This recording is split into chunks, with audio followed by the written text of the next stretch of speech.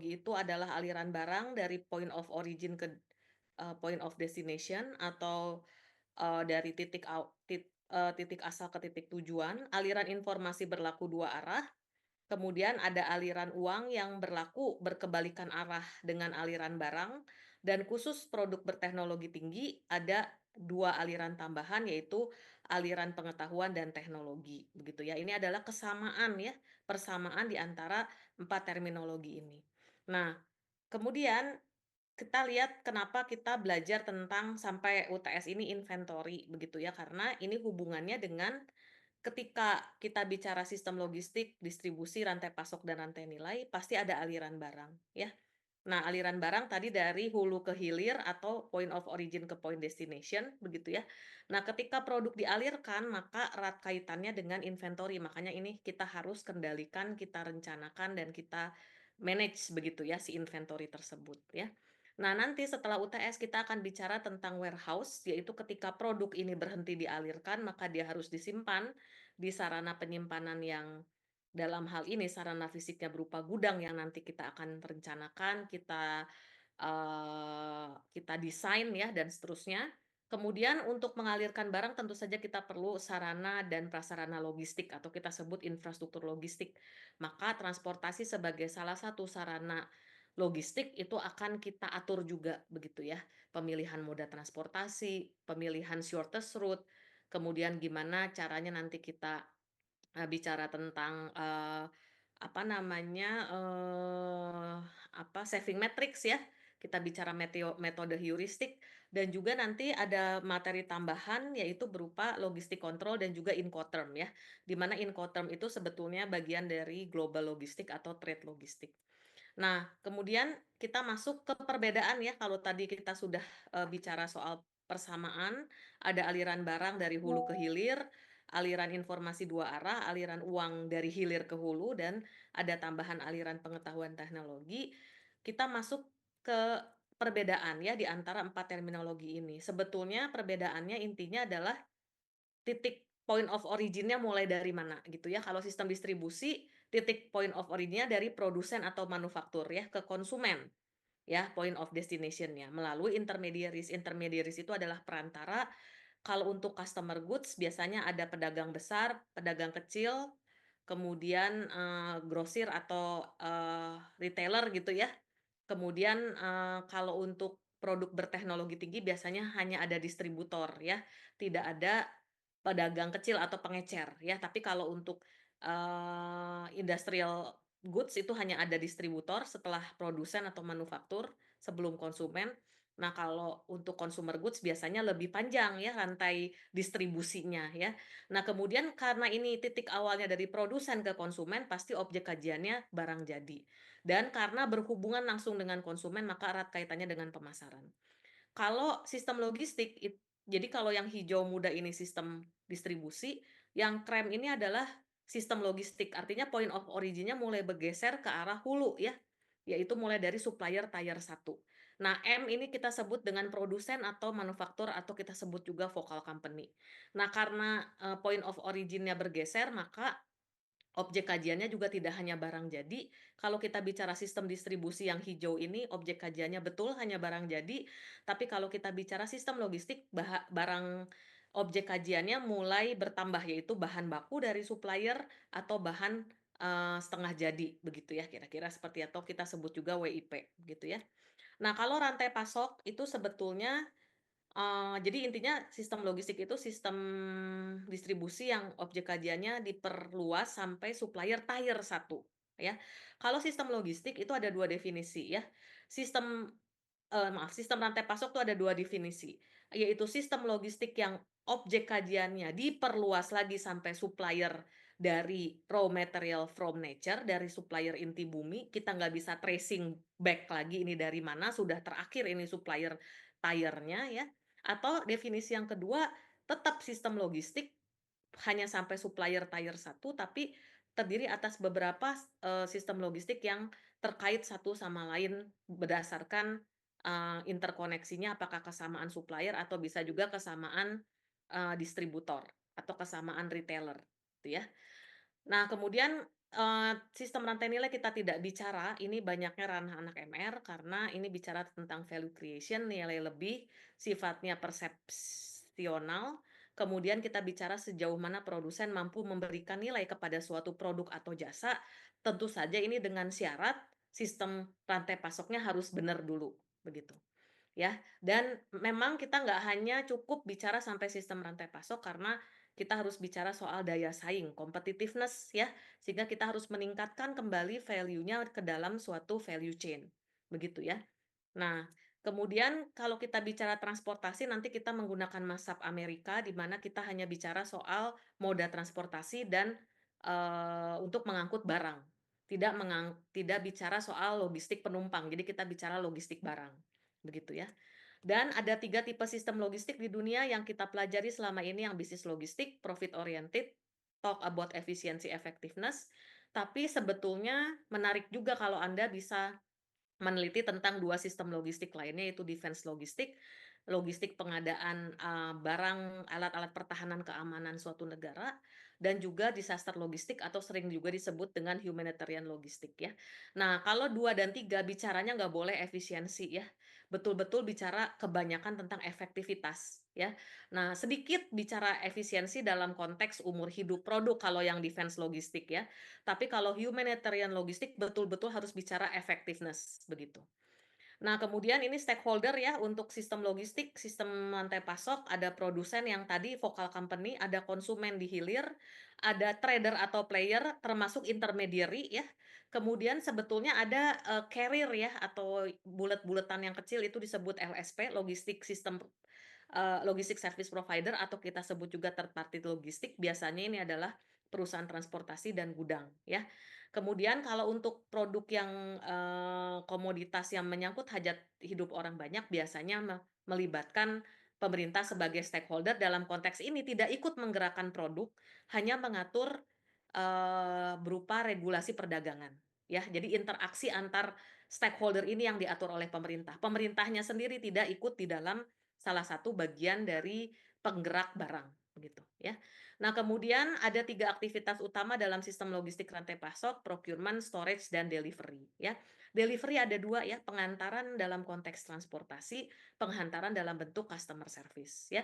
Dan nanti kita bicara warehouse itu pasti terkait dengan inventory, karena nanti desain warehouse tergantung dari jumlah barang yang akan disimpan. Ya, sehingga secara garis besar ini adalah rangkuman dari, definisi sistem distribusi ruang lingkup yang paling kecil, sistem logistik, sistem rantai pasok, kemudian ke sistem rantai nilai, ya. Dan kita sudah tadi, kita selanjutnya akan membahas tentang konsep sistem logistik dan rantai pasok, kemudian kita sudah bicara channel structure dan customer service, konsep of inventory planning, kemudian logistics, and operation planning, kemudian konsep and method untuk, simple model, untuk yang statistical inventory control atau pull system. Kalau MRP, DRP lebih kepada pull system, begitu ya. Nah, ini nanti setelah UAS kita akan bahas ya. Oke, itu dulu ya. Ada pertanyaan dulu sampai sini? Cukup jelas? Ada pertanyaan? Saya butuh feedback. Bu, saya mau tanya, Bu. Ya, silahkan. Kalau misalnya terkait kayak jumlah player tuh berarti kayak kita harus nentuin jumlah, eee intermediate-nya ada berapa banyak dan melibatkan apa aja gitu ya, Bu? Betul. Jadi bagian dari player itu adalah intermediate gitu. Nah, seperti yang sudah disampaikan juga bahwa, mmm, kalau untuk consumer goods gitu ya, itu biasanya memang terkait dengan channel structure ya, channel structure itu kan bagian dari aspek struktural, biasanya strateginya itu intensif product distribution. Sehingga sebanyak mungkin intermediaries dikerahkan. Tapi kalau untuk branded product, biasanya dia eksklusif channel distribution. Tidak boleh terlalu panjang begitu ya. Demikian juga yang selective, product distribution begitu. Seperti itu. Jadi nanti dan tentu saja, kita sudah pernah belajar bahwa channel structure itu adalah vokal company, customer plus intermediary ya.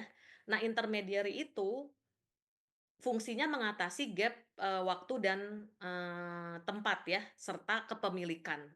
Nah, Semakin panjang intermediary-nya, tentu saja itu akan, memudahkan konsumen untuk memperoleh barang. Intensif product distribution ya.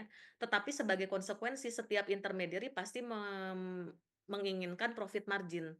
Konsekuensinya berarti, harga produk semakin tinggi ya, tiba di tangan konsumen. Sehingga supaya market mechanisms-nya itu tidak rusak begitu ya, masa kita beli Silver Queen misalnya 30.000 karena dia panjang banget rantai distribusinya begitu ya, karena intermediaries-nya terlalu banyak, maka biasanya yang kita bisa efisiensikan itu adalah inventory-nya dan juga transportasinya. Dengan menggunakan konsep, masih ingat, consolidation gitu ya, di-consolidate dulu, kemudian di-customization, kemudian di-disburse ya, didistribusikan, kira-kira begitu, ya. Kalau untuk barang yang kita beli di luar negeri, terus kalau kita kan pasti melibatkan third party logistik kayak untuk pengirimannya ya, Bu. Nah Mhm. itu apakah third party logistik ini termasuk ke dalam player dan intermediary dalam suatu sistem, eee, sistem logistik? Perusahaan transportasi luar negerinya itu masuk ke ini, LSP, Logistic Service Provider, dia tidak masuk ke dalam intermediaries. Karena kalau Anda pelajari lagi yang sudah kita belajar, di situ sebetulnya ada, tipe channel structure berdasarkan fungsi ya, primary channel participant dan specialized channel participant. Kalau distributor, grosir itu adalah primary channel participant. Apa primary channel participant? Anda baca lagi, adalah anggota dari, channel structure yang mau berpartisipasi dalam kepemilikan barang. Tapi kalau specialized channel participant adalah anggota dari channel structure yang tidak mau menanggung atau berpartisipasi dalam kepemilikan barang. Dia hanya dibayar berdasarkan fee tertentu karena pelayanan tertentu. Salah satunya adalah perusahaan, eee, transportasi dan pergudangan. Makanya dia kalau di, aspek struktural itu yang kecil-kecil seperti carrier, begitu. Seperti itu. Oke baik, Bu, terima kasih. Oke, ya. Oke, nah kemudian kita akan masuk ke sini ya, yang ini yang sudah kita bahas. Kita bicara soal conceptual framework of logistic and SCM ya. Jadi kita bicara yang minggu kedua. Jadi tadi yang minggu pertama tentang introduction ya. Nah, kemudian tadi ya kita sudah rangkum bahwa kita perlu 3 aktivitas basic element atau basic activity dalam sistem logistik, yaitu procurement, storage, delivery. Supaya apa? Aktivitas ini mendukung pengantaran, barang dari point of origin ke destination sesuai dengan jumlah, jenis, waktu, dan tempat yang dikehendaki, ya. Sehingga objeknya sekali lagi kita nggak bicara passenger logistik, tapi kita bicara, eee eee, logistik barang, ya. Kemudian ada 3 aktivitas pendukung, procurement ini kita bicara erat kaitannya dengan inventory, storage kita belum bahas, delivery, pengantaran dan penghantaran kita sudah bahas sedikit di channel structure dan customer service. Tapi setelah UTS kita akan bicara transportation-nya, ya. Kemudian misinya ada right goods, right time, right place ya tadi jumlah waktu, tepat waktu, tepat jenis, tepat tempat, dan tepat, jumlah ya, seperti itu. Dan ada 3 aliran tadi ya, aliran barang, informasi, dan uang.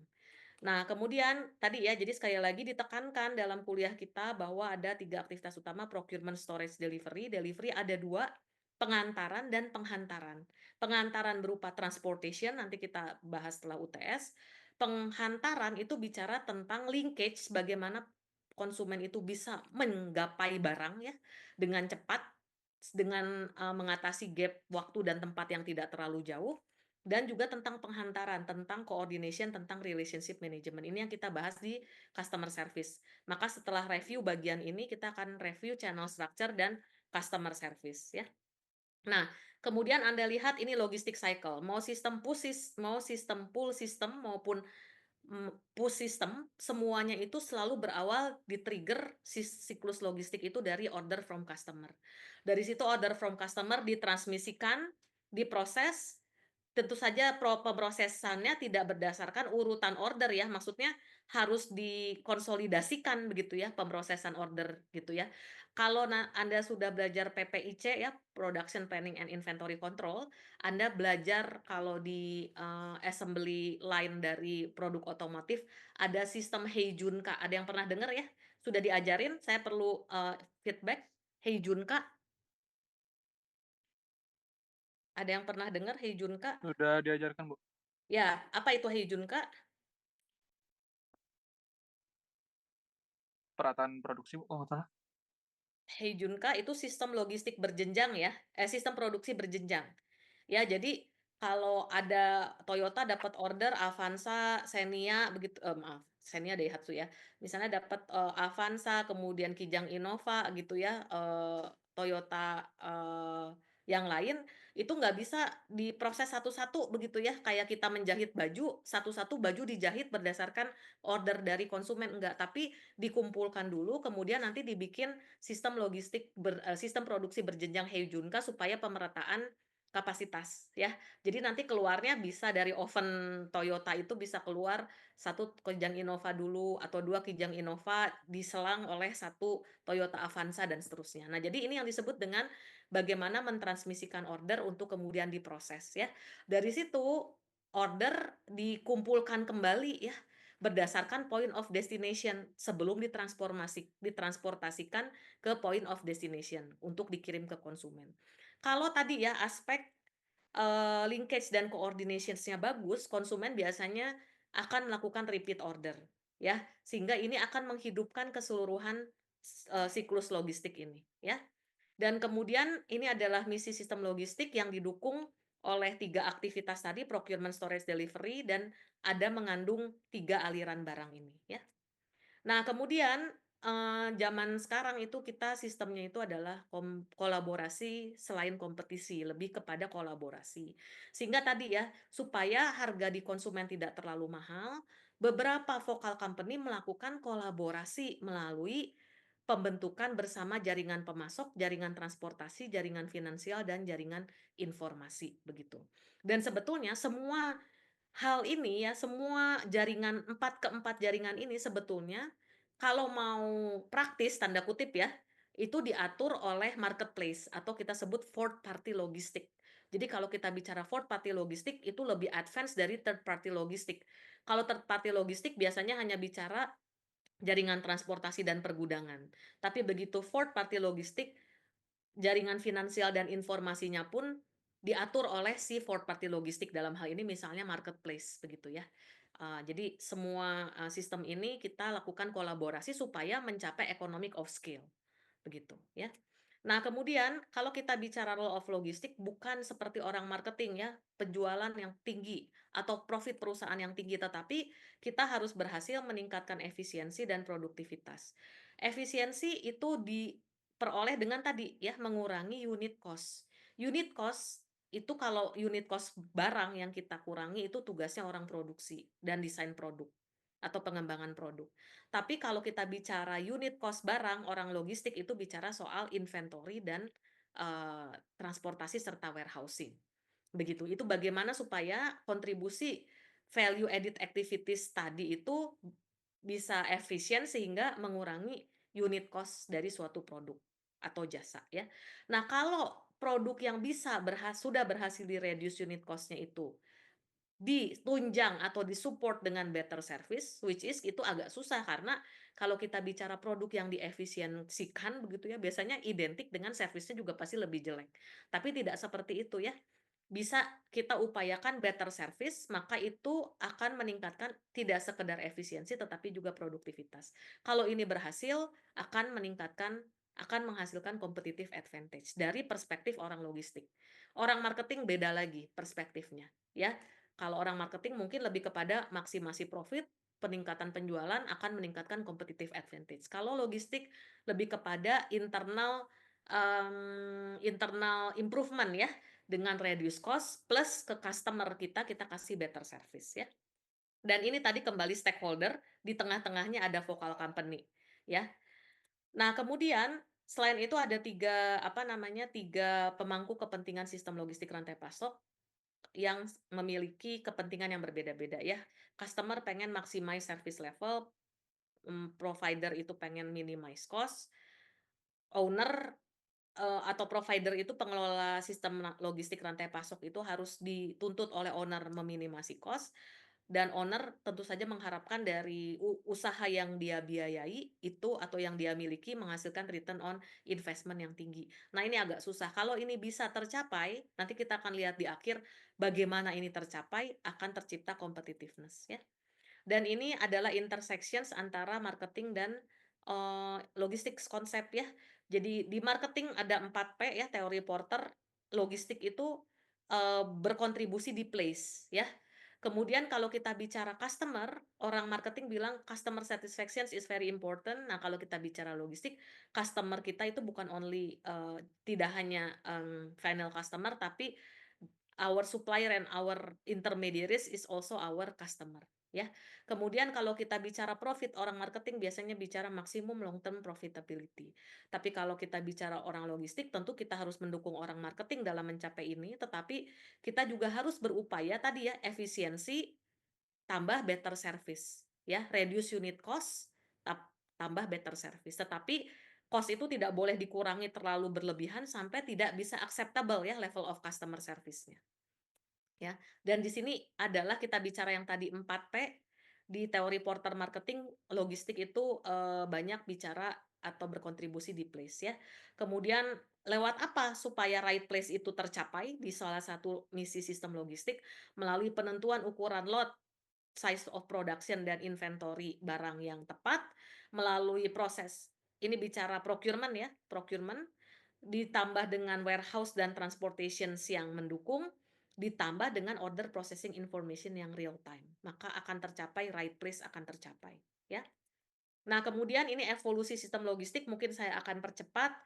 Sistem logistik itu awalnya dua-duanya ini terpisah dan hanya dianggap sebagai business activity. Kemudian procurement itu sistem baik procurement maupun physical distribution itu sistemnya penjualan lepas dan pengadaan lepas. Mulai disatukan ini pengadaan penjualan lepas ya.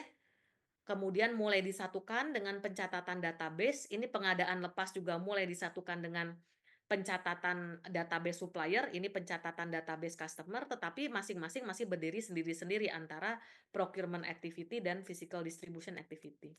Nah, kemudian mulai diintegrasikan tidak hanya sebagai aktivitas yang terpisah, tetapi sebagai business entity menjadi suatu supply chain. Ini adalah definisi supply chain ya, dan dia mulai dari supplier to end user. Dan aktivitas ini menjadi satu pipeline ya, suatu rangkaian proses yang diharapkan bisa smooth seperti pipa ya, seperti pipa begitu kira-kira begitu. Nah, kemudian Anda lihat ini bagaimana kita mendukung market distribution suatu produk sehingga bisa mendukung orang marketing untuk mengenerate revenue kepada perusahaan, tetapi tadi ya tidak terlalu berlebihan tapi juga jangan sampai tidak sesuai dengan standar customer service secara efisien, tepat gitu ya level of customer service-nya. Nah, ini aktivitas-aktivitasnya tadi ya procurement, storage, dan transportasi. Tentu saja tadi didukung oleh order processing information yang baik, yang real time.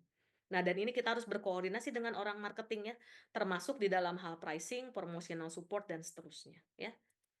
Nah, ini contoh integrated logistik ya, mulai dari procurement, storage, delivery, didukung oleh order processing information yang real time, ditambah tadi kolaborasi dari jaringan supplier, transportasi, informasi, dan keuangan. Ya.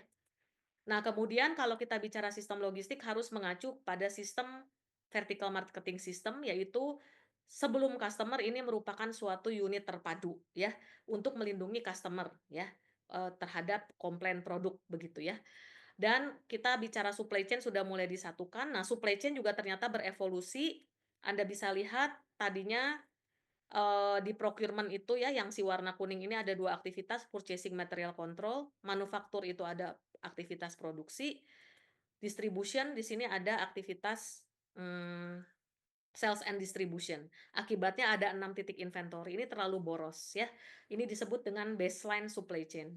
Kemudian mulai diintegrasikan fungsi purchasing and material control menjadi material management, fungsi sales and distribution menjadi fungsi distribusi saja karena sales itu dianggap bagian dari marketing. Maka tinggal 4 titik inventory dengan melakukan proses integrasi fungsional ya. Lalu dianggap masih banyak titik inventory ini ya, terlalu boros bagi pengelola. ya. Nah, sehingga mulai dilakukan internal integrasi melalui SAP begitu ya, Oracle System, melalui SAP System gitu ya. Nah, sehingga ada hanya 2 titik inventory ya, barang, raw material dan finished goods saja, begitu, hanya 2 titik inventory. Nah, tetapi kemudian ini di dalam satu vokal company dengan mengaplikasikan tadi ya SAP System misalnya, dia bilang, "Lah, kita kan punya supplier di sini, kita kan punya intermediary di hilir. Di hulu kita punya supplier, kenapa kita tidak, menitipkan inventory si vokal company itu ke supplier dan customer?" Maka mulai dilakukan external integration atau total supply chain management. Kalau sistem seperti ini, kita harus menganut juga sistem vendor manage inventory. Artinya database inventory di supplier harus diketahui oleh vokal company, ya, dengan sistem SAP dan seterusnya, ya. Nah, kemudian maka terbentuklah sistem logistik dan rantai pasok seperti ini. Ya, ini kalau diputar 90 derajat menjadi seperti ini. Nah, ini tadi pertanyaan yang tadi ya. Kalau kita procure dari luar negeri, distributor luar negerinya lah yang menjadi, bagian dari, sistem logistik dan rantai pasok kita. Tapi kalau perusahaan transportasi dan pergudangannya itu, eee, hanya merupakan carrier ya, yaitu spesialis channel participant. Sehingga dia itu tidak sebesar ya kotak-kotak yang ada di, sebelah kanan manufaktur. Ini hanya carrier, itu spesialis channel participant. Dan ini adalah kita bicara total, supply chain, integration ya, dan ini sangat kompleks, dan ini sampai mencapai tahap ini tergantung dari kapasitas ya, atau constraint kapasitas, informasi, core competence, dan human resource ya, seperti itu, dan ini sangat kompleks. Ini kita bicara tadi ya, integrated internal integration dari vokal company, kemudian kita bicara jaringan distribusi, ini adalah, distributor, ini retailer begitu ya. Ini supplier tier 1 yang hijau-hijau ini, yang kuning supplier tier 2 sampai supplier dari inti bumi, yang kanan sampai end customer ya. Nah, ini adalah terakhir kita bicara siklus logistik lebih siklus rantai pasok ya, lebih kompleks dari siklus logistik yang di awal tadi. Jadi sebetulnya intinya dari gambar ini adalah ada 4 siklus sistem rantai pasok, dimulai tetap ya dari customer order cycle, yaitu antara customer dan retailer. Kemudian kalau ini tidak cukup, barang tidak cukup diperoleh dari customer order cycle, maka akan men-trigger replenishment cycle, yaitu siklus, pengisian ulang barang antara retailer ke distributor. Kalau ini tidak cukup, maka distributor harus minta barang ke vokal company atau manufaktur, dan itu akan men-trigger manufaktur untuk melakukan manufaktur. Proses produksi ya, manufacturing proses, kalau produk yang di distributornya tidak cukup. Dan kalau, bahan baku atau bahan setengah jadi yang digunakan untuk proses produksi tidak cukup, maka akan men-trigger procurement cycle. Itu adalah siklus antara manufaktur ke supplier. Nah, customer order cycle yang tadi ya, customer datang, perlu barang berapa, kalau cukup ya dipenuhi, kemudian customer menerima barang, keluar dari sistem ini dan siklus ini selesai. Tapi kalau ternyata barangnya itu tidak bisa dipenuhi, maka akan men-trigger replenishment cycle, ya. Kalau dari replenishment cycle aja ternyata barang di retailer-nya nggak cukup, maka dari di distributornya nggak cukup ya, maka, akan men-trigger manufacturing cycle, ya. Dan, kalian sudah belajar MPS, MRP ya, Master Production Schedule dan Material Requirement Planning, sebetulnya bagian dari, manufacturing cycle. Kemudian ada procurement cycle, ya. Nah, kemudian ini, SCM itu adalah Management of Upstream dan Downstream Relationship with Supplier and Customer to deliver superior customer value at the least cost melalui channel structure dan customer service. Dan ini adalah evolusi sistem logistik dari tahun ke tahun. Dulu semua insourcing, sebelum tahun 80, tahun 90 mulailah muncul, konsep outsourcing ke third party logistik, perusahaan pergudangan dan transportasi. Kemudian sekarang masuk tren ke fourth party logistik ya. Jadi fourth party logistik ini salah satu contohnya adalah bentuk, marketplace ya, bentuk dari fourth party logistik, mengatur sampai ke bisnis proses, third party provider sampai IT service provider. Dan apapun yang kita rencanakan dalam sistem logistik rantai pasok harus inline ya dengan corporate strategi. Ini kalian harusnya sudah belajar di OMPI ya, di mana harusnya supply chain strategi itu mendukung kompetitif strategi, dan ini harus diterjemahkan ke dalam suatu struktur dan aktivitas ya. Jadi strategi, objektif gitu ya, visi, misi, strategi, objektif ya. Nah itu dalam kegiatan-kegiatan ini dalam konteks sistem logistik dan rantai pasok. Procurement, storage, delivery didukung oleh order processing information. Ya, sehingga ini akan berkontribusi terhadap supply chain strategi dan berkontribusi kepada kompetitif strategi dari suatu perusahaan. Ya, dan ini detailnya ya, dan ini harus bisa diukur ya melalui KPI. Ya, jadi apapun yang kita rencanakan dalam berbagai konteks harus bisa diukur key performance measurement-nya. Nah, ini supaya berhasil memenuhi standar atau target, target atau standar ya, kalau nggak bisa target tercapai minimal tercapai standar ya, itu dengan desain yang baik ya. Nah, sehingga kalau desain yang baik itu kita pakai pendekatan seperti pendekatan pemodelan sistem, harus terintegrasi pendekatan yang nggak bisa parsial ya. Dan pendekatan parsial juga harus melihat apa yang dibutuhkan oleh konsumen. Jangan sampai manajemen riweuh gitu ya, ternyata itu bukan yang dibutuhkan customer. Dan karena customer itu adalah our king atau our god ya, maka itu biasanya terkait dengan visi misi, tujuan dan strategi perusahaan untuk memberi kepuasan terhadap konsumen ya. Dan ini adalah, tren, 3 tren trisis ya. Kalau dulu hanya tusis ya, itu hanya company dan competitors. Tapi sekarang ada customer di puncak ya, ada customer. Dulu yang membedakan satu perusahaan dengan kompetitornya adalah cost different, karena tergantung dari keberhasilan suatu perusahaan dibandingkan kompetitornya dalam mengutilisasi aset. Nah, sekarang tidak hanya sekedar cost different yang dilihat oleh customer, tetapi value ya. Jadi perusahaan ini dibandingkan kompetitornya bisa memberikan nilai lebih apa ya, yang lebih menarik, tapi juga produknya tidak menjadi sangat mahal atau terlalu mahal. Nah, ini makanya kenapa ini perlu dikembangkan value chain, tidak hanya sekedar cukup sampai supply chain, ya. Dan ini dengan penerapan konsep, sistem logistik rantai pasok ada beberapa, indikator performansi dari suatu perusahaan yang improve ya, dari berbagai hal. Dan ini sebetulnya kita bisa, mencapai customer service goals karena tadi ya, perencanaan yang terintegrasi dan tepat dalam hal procurement, storage, ya, dan delivery. Nah, kita baru sampai belajar yang ini sebelum UTS inventory strategi, ya. Kemudian intinya semua upaya-upaya sistem rantai pasok dan logistik itu harus mendukung, marketing effectiveness, ya, seperti itu. Nah, kalau orang marketing biasanya tugasnya menambah brand value, corporate image ya, customer service, partner partner gitu ya, partnership ya. Tapi kalau orang logistik harus membantu availability dari produk, kemudian low cost supplier, kemudian reduce asset base berdasarkan inventory yang dioptimasi, sehingga nanti kita bisa memperoleh tidak sekedar market share ya, tetapi customer retention dan juga superior return on investment, ya. Dan Anda bisa lihat ya, tentu saja kalau kita bicara logistik kita banyak bicara soal biaya ya, biaya logistik. Nah, Anda bisa lihat kalau tingkat pelayanan ke konsumen 100%, pasti revenue-nya tinggi, customer senang banget, tapi cost-nya juga terlalu tinggi. Ini mirip kayak teori antrian ya yang kalian pelajari ya. Kalau biaya investasi pelayanan versus biaya tunggu customer ya.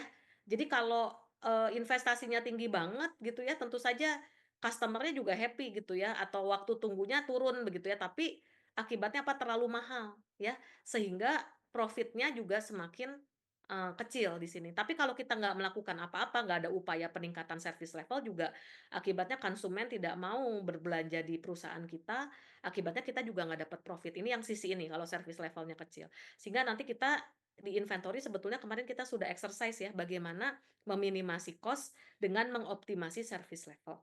Ya. Nah, dan terakhir kita bicara soal tadi ya, supply chain impact on return on investment. Di manajemen keuangan, Anda belajar ROI adalah rasio antara profit dan capital employed.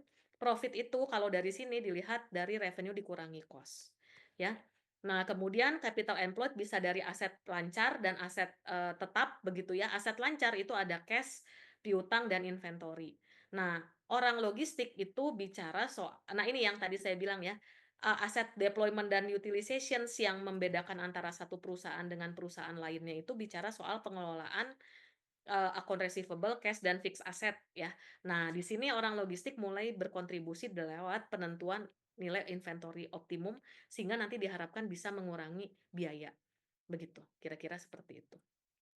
Ada pertanyaan nggak sampai sini? Itu review yang kedua. Silahkan ada pertanyaan dari Saya peserta izin nanya. kuliah? Saya izin nanya, Bu. Iya, silahkan. Sebenarnya saya penasaran aja sih. Tadi kan Ibu bilang sebenarnya untuk mencapai serviceability yang baik ke customer juga dan supaya harganya tidak tinggi, makanya para pelaku-pelaku logistik itu melakukan kolaborasi, Bu ya. Hmm. Saya cuman penasaran aja kenapa pemerintah apa ya? Apakah bisa gitu loh pemerintah melakukan semacam apa ya, Bu ya? Penyatuan supplier gitu. Jadi bukan hanya mengatur tentang bagaimana supplier melakukan inventorinya atau melakukan pemakaian prasarananya gitu. Tapi pemerintah langsung melakukan monopoli gitu. Apakah it's visible gitu?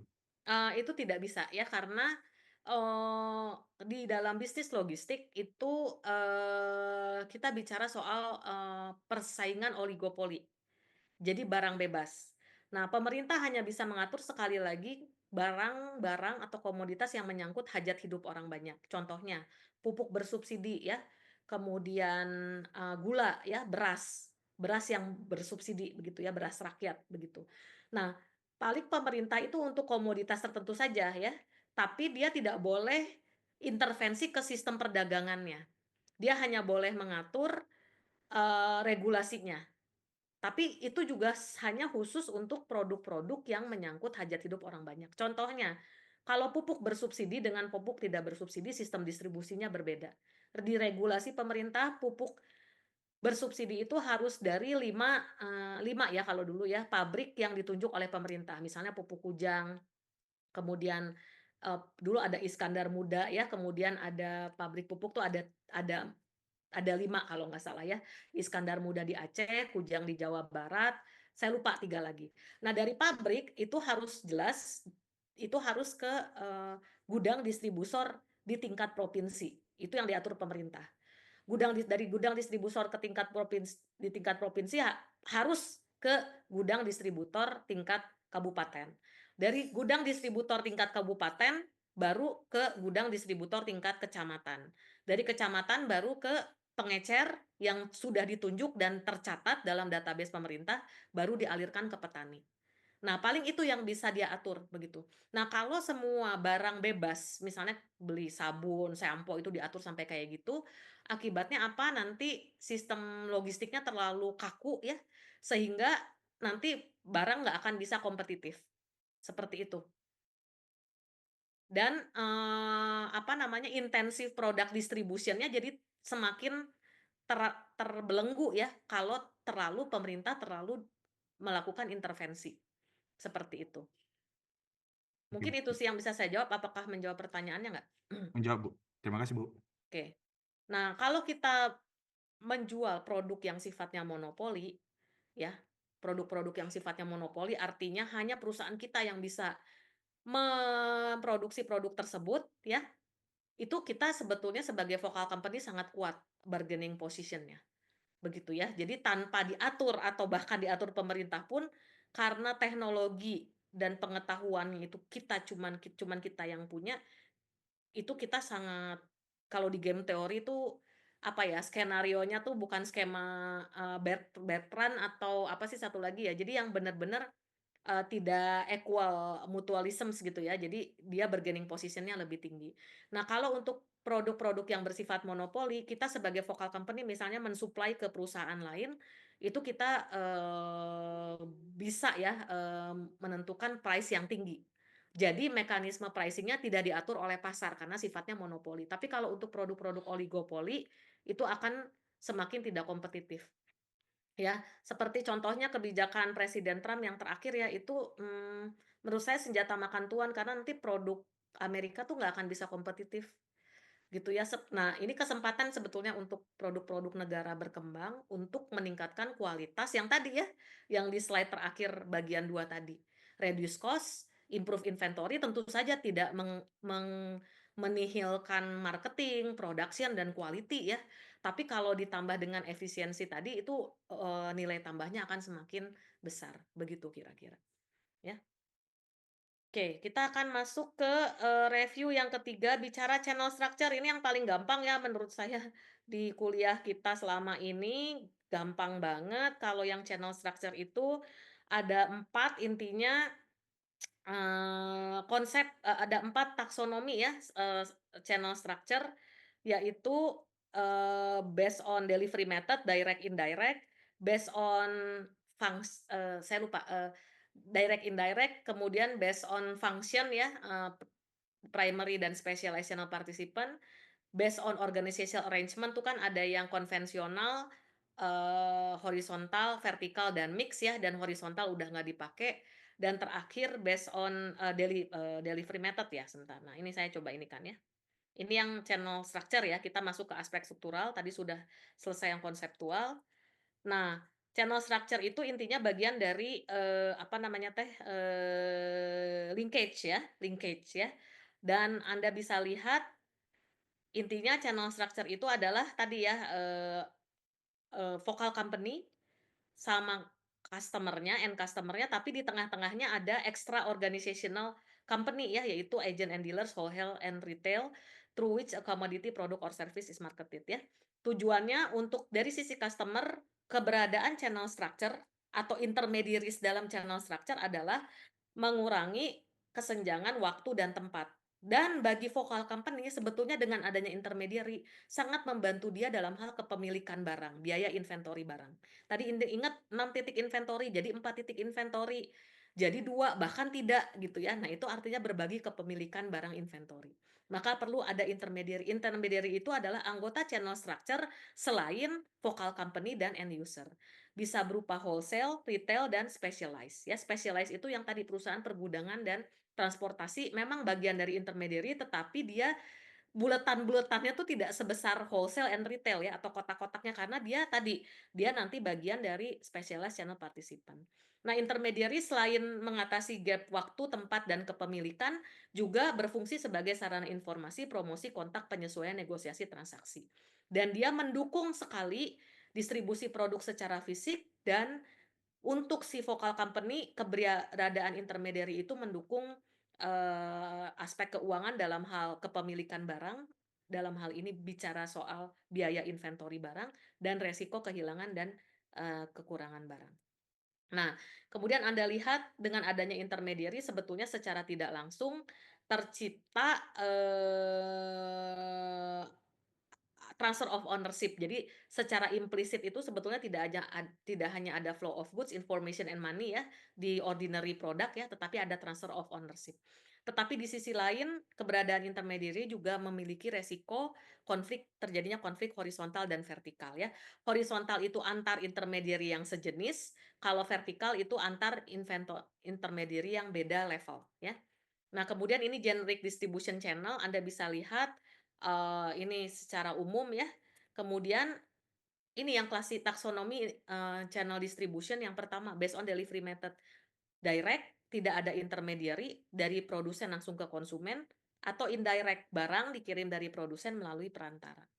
Nah, ini untuk yang consumer goods ya, channel structure untuk consumer goods. Anda bisa lihat di sini ada pedagang besar, retailer. Nah, yang direct tuh yang atas ya.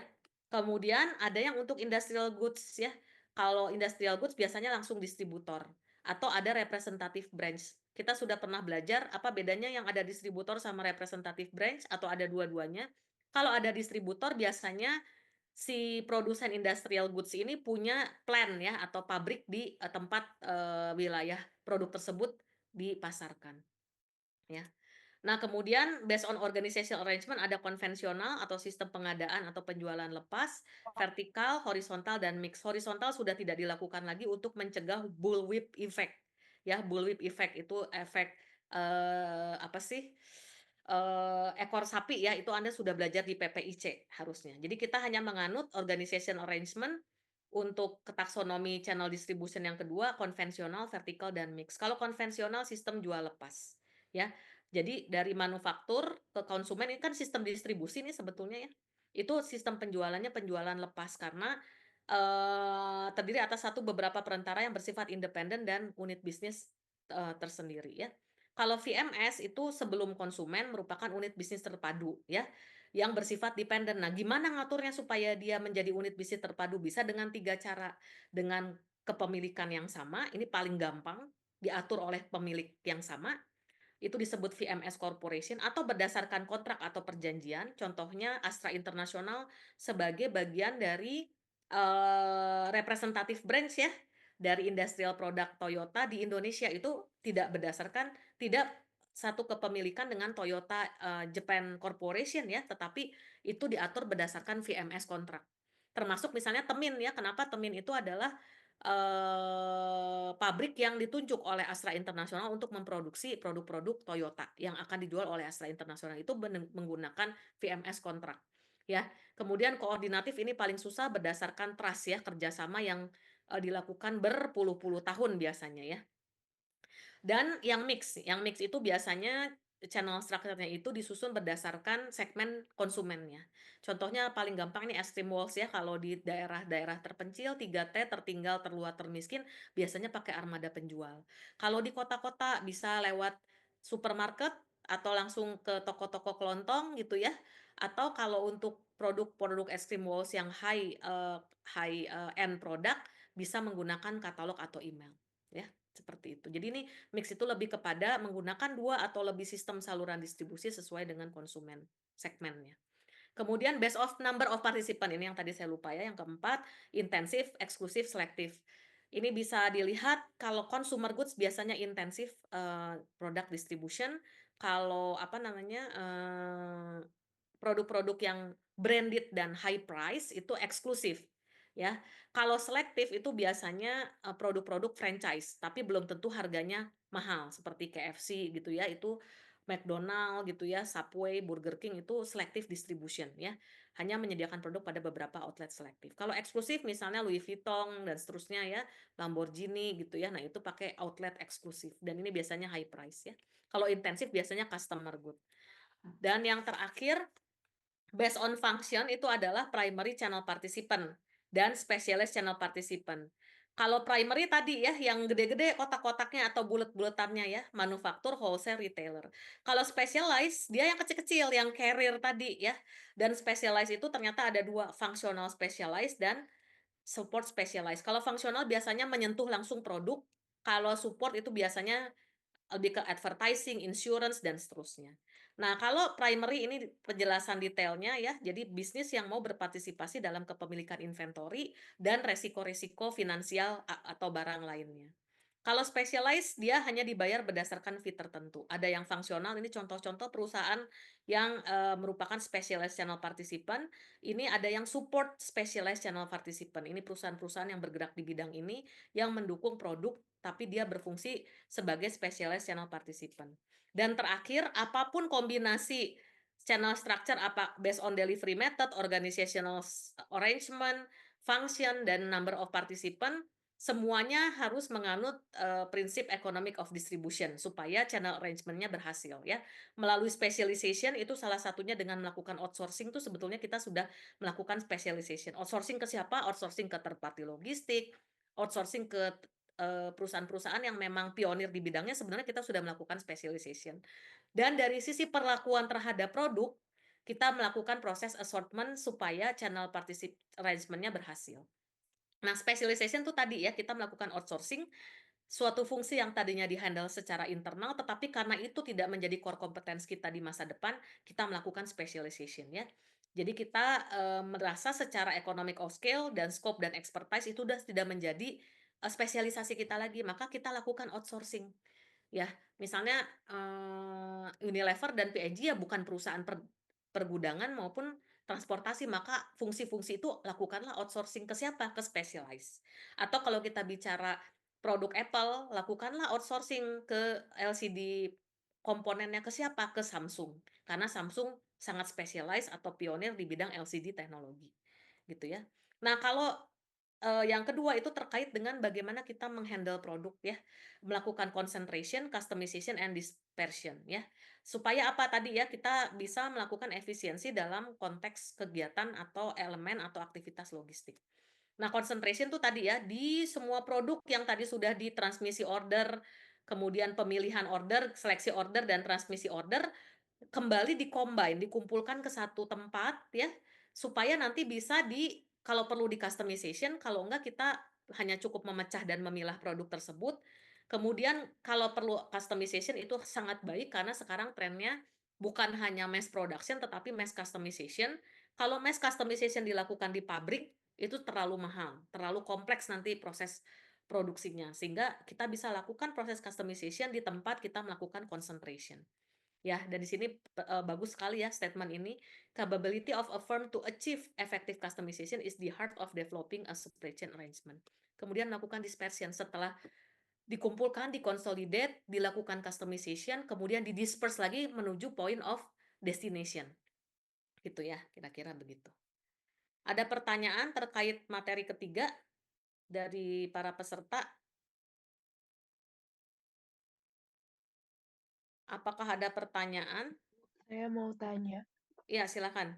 Saya masih tidak, terbayang tentang yang tadi yang concentration, customization, sama dispersion di, secara realnya tuh kayak gimana? Saya sudah pernah menjelaskan di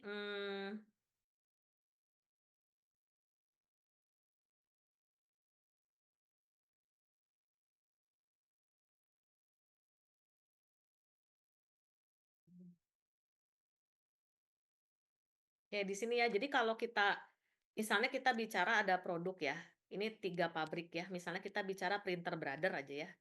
Pabriknya ada yang di Indonesia, ada yang di Malaysia, ada yang di Vietnam. Sementara konsumennya itu ada yang di Australia, Jepang, sama Amerika. Nah, Anda bayangkan kalau di tengah-tengahnya tidak ada point of consolidation, maka di sini akan terjadi 9 transaksi ya, kalau nggak ada yang ini. Yang ini saya hapus. Paham nggak Ernestine kenapa 9 transaksi? Paham, Ibu. Ya, jadi dari sini ke sini, nanti dia ngirim ke sini, dia ngirim ke sini, ngirim ke sini, ngirim ke sini, ngirim ke sini, dan seterusnya. Paham ya? Jadi 9, ya. Tapi kalau ada point of consolidation yang tujuannya meminimasi number of transactions atau cost of transaction, misalnya anggaplah di sini ada Singapura. Ya, biasanya Singapura itu sangat terkenal ya, Port of Singapore itu suka melakukan banyak memberikan fasilitas konsolidasi yang cukup lengkap. Nah, sehingga nanti Pak, semua produk dari Indonesia, Printer Brother, Malaysia dan Vietnam konsolidasi dulu di sini. Nah, Anda lihat nih, customer ini itu kan beda ya dalam hal manual book, bahasanya beda.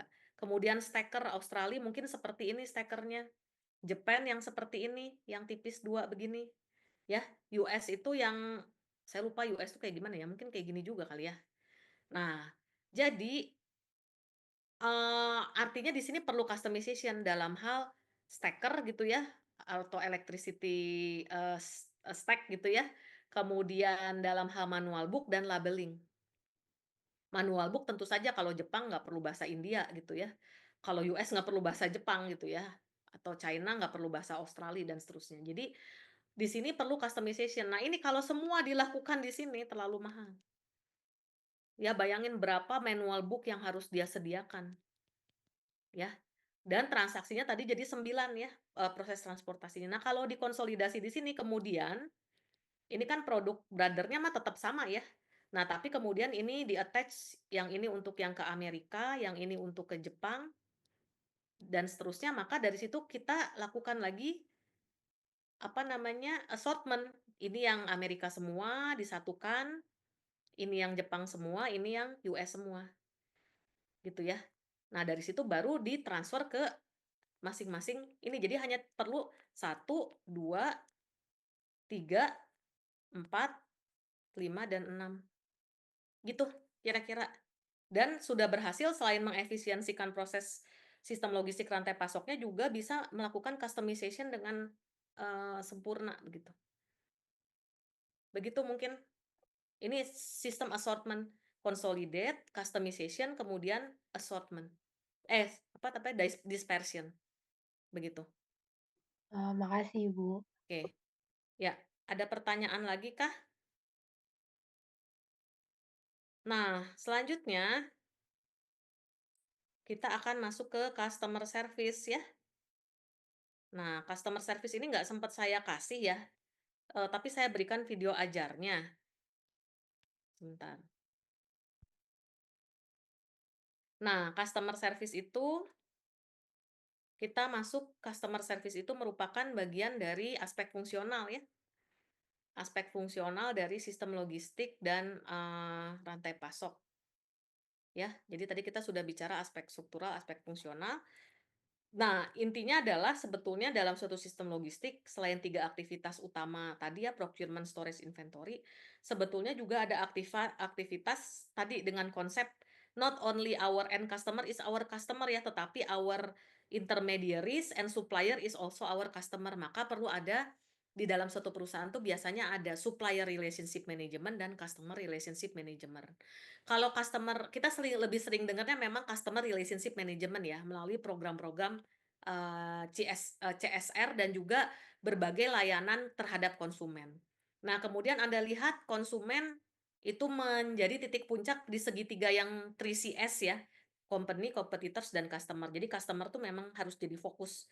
Dan kalau kita bicara customer service, ya customer service itu harus filosofisnya betul-betul dari perspektif konsumen. Tidak boleh lagi dari perspektif owner maupun pengelola. Meskipun kita tetap harus perhatikan ya, customer service-nya harus optimum. Nggak boleh terlalu besar karena nanti total cost-nya akan terlalu tinggi. Nah, kita akan fokus yang CRM dulu ya, Customer Relationship Management. Nah, Anda bisa lihat ya, kalau kita beli Aqua ya, Aqua itu hanya air mineral dalam kemasan. Kita bicara produk utamanya sebetulnya air, itu yang kita perlukan ya untuk minum supaya kita tidak dehidrasi. Tapi kalau air tersebut dikemas dalam kemasan yang bocor atau misalnya botolnya itu cepat kena matahari langsung apa namanya? Mencair gitu ya, atau langsung kayak lilin begitu ya, lilin yang kena api begitu ya. Nah, itu berarti core product itu tidak disupport oleh apa, tidak disupport oleh, service surrounded gitu ya, jadi kira-kira begitu. Nah, jadi sebetulnya yang kita butuhkan airnya ya, tetapi yang kita inginkan selain air yang bisa membantu kita mengurangi dehidrasi, juga kita pengen packaging yang bagus ya, tutup yang kenceng gitu ya, tidak ada yang bocor sehingga memang, ini, jadi suatu produk itu biasanya dilingkupi oleh, servis yang melingkupi produk tersebut, si biru ini ya, kira-kira begitu. Nah, kalau kita bicara pelayanan konsumen yang harus pasti ada tuh harus basic service capability. Baru sekali lagi masuk ke value added service. Jadi sebelum value added service suatu perusahaan harus memenuhi dulu basic service capability di CRM-nya. Sama kayak tadi ya, kalau sebelum ke value chain, logistik dan SCM-nya harus beres dulu. Gitu ya, sama ya.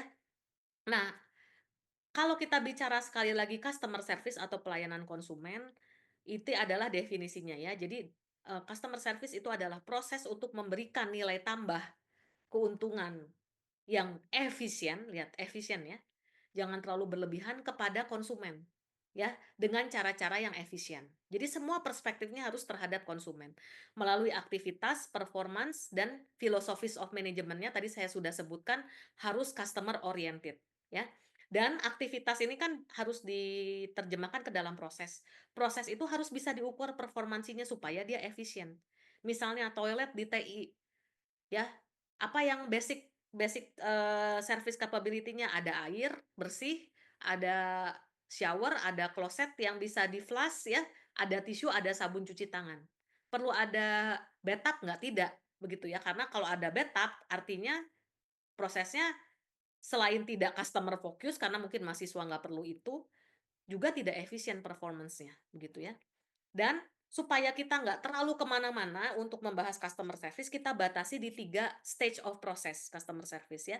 Pre-transaction, transaction, sama post-transaction ya. Kalau pre-transaction itu adalah segala atau semua pelayanan konsumen yang terjadi sebelum konsumen memutuskan untuk melakukan transaksi.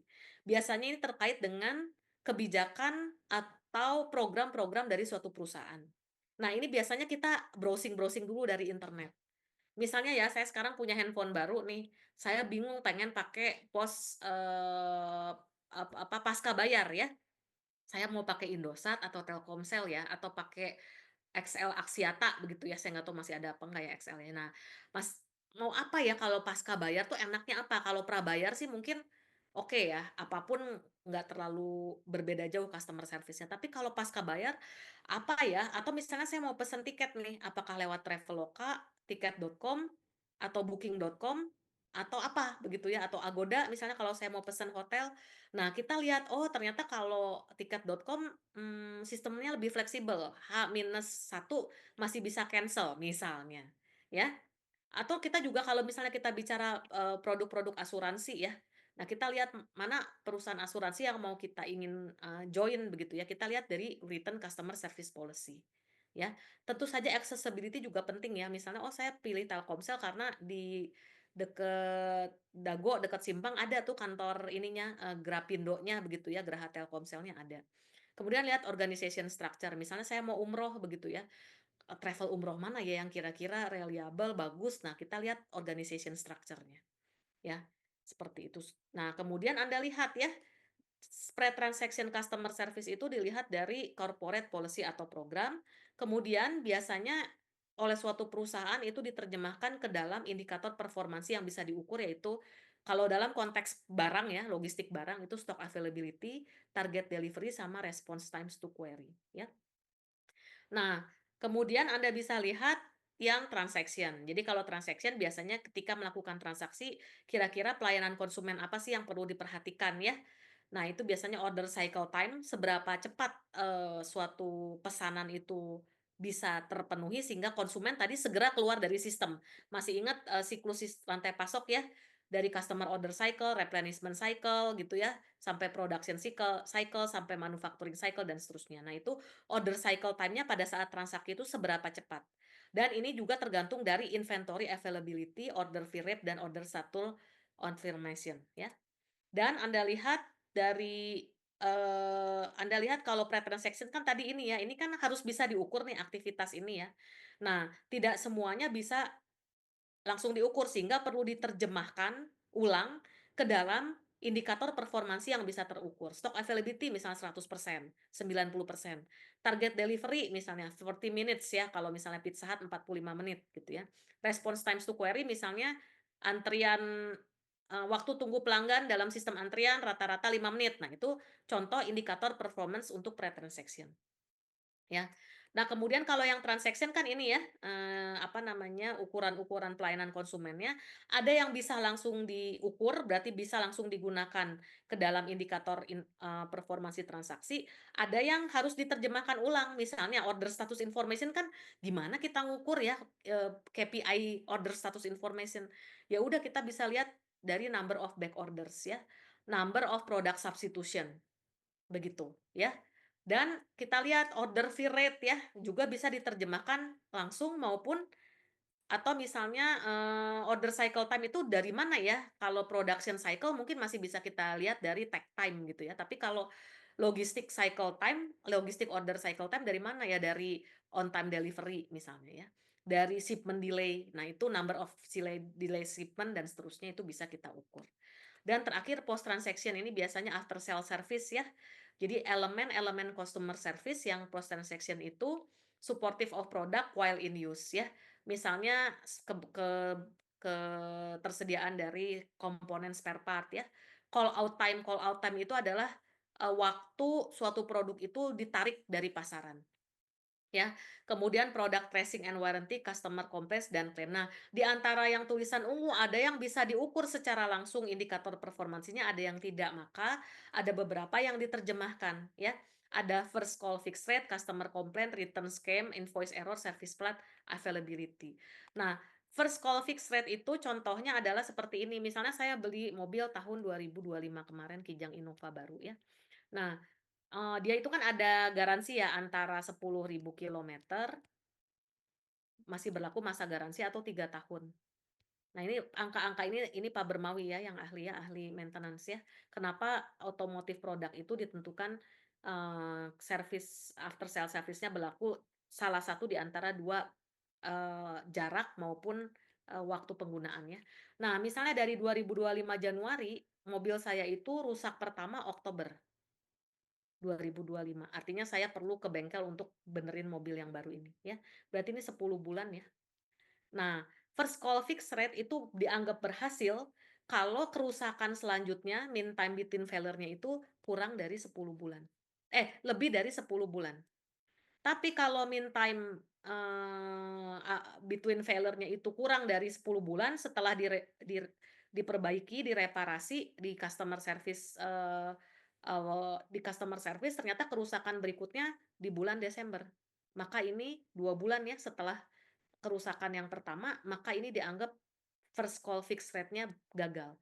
Tapi kalau ternyata kerusakan selanjutnya di tahun 2027, berarti first call fix rate-nya ini berhasil. Nah, itu contoh customer service dalam hal produk-produk yang punya garansi ya.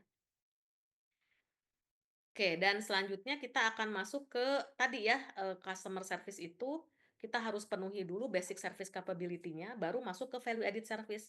Basic capability-nya itu terdiri atas availability, performance, dan reliability. Ya, availability yang kita kemarin belajar tentang operating stock dan safety stock. Ya, tentang berapa inventory yang tersedia supaya ketika barang diperlukan oleh konsumen melalui inventory yang sudah kita perlu sediakan itu bisa terpenuhi kebutuhan konsumennya. Nah, kemudian bagaimana mengukur availability? Kita sudah tentukan operating stock dan safety stock yang kita gunakan pendekatan SIC maupun pool system ya. Nah, dari situ kita bisa mengukur keberhasilan indikator basic service dalam hal availability lewat stock out frequency, fill rate, sama order ship complete. Ya, ini Anda bisa baca sendiri apa definisi-definisinya ya tentang stock out frequency, fill rate, dan order ship complete. Yang kedua adalah basic service yang kedua adalah operational performance ya. Operational performance itu kita bicara speed, konsistensi, flexibility, dan malfunction atau recovery. Kalau speed bicara soal kecepatan pemenuhan permintaan, mulai dari suatu permintaan itu tercatat atau customer coming gitu kan ya tadi ya, customer dicatat berapa perlu permintaannya, kemudian sampai diterima barangnya. Ya, itu speed ya. Kemudian konsistensi, ya, compliance to deliver commitment over time. Jadi misalnya Pizza Hut punya semboyan 45 menit tidak nyampe gratis. Kalau dia ordernya 1000 pizza nih, tiba-tiba dapat 1000 pizza ya tetap harus konsisten bahwa expected delivery time atau performance cycle-nya tetap mau dia ordernya 1 atau 1000 atau large number of order. Ya, seperti itu. Jadi dia harus konsisten ya, terkait semboyan tersebut. Nah, flexibility itu kita bicara, customization sebetulnya ya, tapi dalam konteks customer service ya. Jadi, kayak kita beli mobil, kita kan tentu saja pengen ya, misalnya Toyota Avanza mekanisme koplingnya yang manual gitu ya, kemudian warnanya hitam silver, abu-abu monyet gitu ya.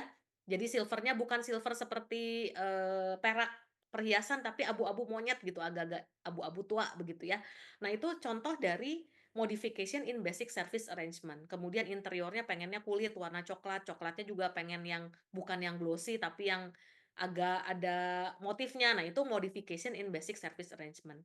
Kemudian yang kedua itu biasanya terkait marketing program yang unik, itu sebetulnya bagian dari customer service. Kemudian kalau produk mau di-launch, biasanya ada new product introduction, kemudian produk phase out, contohnya iPhone 14, 15 tuh tidak terlalu berhasil ya kayaknya karena produk phase out-nya tuh cepat sekali ya ditarik dari pasaran. Kemudian bagaimana menghandle disruption in supply. Misalnya kemarin pernah Thailand itu banjir besar-besaran sementara dia adalah base production dari Toyota Yaris ya, dulu Yaris itu tidak diproduksi di Indonesia tapi semua di Thailand. Nah, bagaimana how to handle disruption in supply. Kemudian kalau ada produk yang defect, bagaimana melakukan produk recall. Misalnya BMW pernah melakukan produk recall hanya karena tanda kutip hanya karena airbag-nya tidak mengembang ketika terjadi benturan. Nah, itu produk recall itu salah satu bentuk flexibility dan tentu saja customization ya. Nah, kemudian yang ketiga keempat ya speed, operational performance itu speed, konsistensi, flexibility, dan malfunction atau recovery. Biasanya gimana kalau tiba-tiba kemarin banjir di Bekasi gitu ya. Bagaimana tuh semua produk otomotif yang kena lumpur ya. Nah, itu contoh malfunction atau recovery begitu ya. Nah, kemudian reliability sebetulnya adalah kombinasi dari availability dan operational performance lah, kira-kira begitu, reliability itu, ya. Nah, baru setelah basic service yang meliputi availability, operational performance dan reliability yang bagus, maka kita boleh bergerak ke custom value added service gitu ya. Value added service itu ada customer focus service. Kalau kita ke salon tentu saja nggak mungkin salonnya bilang kita cuma bisa potong bob gitu ya, atau kita hanya bisa keriting rambut. Ini harus customize, customer focus service. Ada yang promotion focus service, misalnya di Yukaku gitu ya, ada paket lunch yang 99.000. Nah, itu berarti promotion focus service, atau untuk students lunch ya. Atau manufacturing focus service itu tadi ya, yang kita bisa beli mobil sesuai dengan keinginan kita. Ada time focus service, misalnya ketika bulan Ramadan, tajil itu digratiskan ketika jam berbuka puasa. Itu time focus service. Kemudian tentu saja basic service dulu harus terpenuhi. Basic service tadi apa? Availability, operational performance, dan tadi reliability ya. Nah, kemudian ini service cycle ini sebenarnya mirip dengan supply chain cycle ya, ada mulai dari customer order cycle, replenishment cycle, manufacturing, dan procurement cycle. Nah, ini kan sama ya kayak tadi ya, yang di dua bahasan sebelumnya. Nah, kemudian kalau kita bicara customer service, kenapa itu penting? Karena ini adalah interface antara pelanggan dengan suatu perusahaan. Padahal ya, di belakang orang marketing itu banyak tenaga pendukung, orang manufaktur, orang inventory, orang shipping, bahkan orang keuangan itu sangat mendukung proses penyaluran barang, tapi interface utamanya itu adalah front end-nya itu adalah marketing atau sales. Maka perlu customer service yang baik. Sementara back end-nya sebetulnya tidak hanya marketing ya, tapi juga fungsi-fungsi ini. Nah, itu dulu kurang disadari perusahaan. Orang perusahaan biasanya dulu ngasih bonusnya banyak ke orang marketing karena berhasil meningkatkan penjualan. Padahal back end-nya itu sangat banyak aktivitas pendukungnya di sini. Ya. Nah, jadi intinya adalah eh, apa namanya, kita harus, apa ya, suatu perusahaan tuh harus berpikir tentang pandangan kesisteman ya, bahwa sistem marketing terhadap suatu produk tidak akan berhasil memberikan value dan quality yang di-delivery kepada customer kalau tanpa back end, proses ini, begitu. Salah satunya logistik, begitu. Dan kemudian ini contoh ya, proses-proses yang harus diatur, bahwa konsep bahwa our customer is not only our final customer but also our vendor ya. Jadi Anda bisa lihat di sini ini terkait dengan siklus inventory ya. Barang hanya bisa dikirim setelah kontrak tanda tangani. Vendor ini dari situ pertama orang purchasing melakukan purchase order ke vendor ya. Dari situ vendor setelah menghitung rencana kebutuhan dan kebutuhan real ya, masih ingat kita sudah belajar itu. Vendor kemudian mengirimkan barang, diterima oleh orang gudang. Orang gudang melakukan verifikasi dan pencatatan, dokumennya dilaporkan ke orang keuangan harus melakukan payment ya ke vendor, nggak boleh ditunda. Nanti vendor memberikan invoice-nya juga harus diserahkan ke orang keuangan. Nah, di sisi lain di sini harus ada copy of purchase order supaya nanti orang keuangan itu bisa mengecek apakah invoice yang ditagihkan oleh vendor sama nggak dengan hutang yang harus dibayarkan ke vendor berdasarkan purchase order ini, ya. Nah, dan di sini Anda bisa lihat ya, ini terlalu apa ya istilahnya, panjang urutannya, ya. Sehingga ada beberapa sistem, contohnya dengan SAP tadi ya, dengan database, ya cukup seperti ini jadinya, ya. Purchasing mengirimkan purchase order ke vendor, vendor mengirim barang, diterima, dimasukkan ke sistem, di sistem database yang bisa diakses oleh orang purchasing dan orang keuangan, langsung kalau oke semua, klik oke, validate, lakukan payment, begitu. Nah, sehingga ini prosesnya eee, simpel. Nah, ini sangat, eee, sangat membuat, proses logistiknya lebih efisien, gitu ya, back end logistiknya lebih efisien, ya. Lalu, ini kok nggak bisa bergerak ya?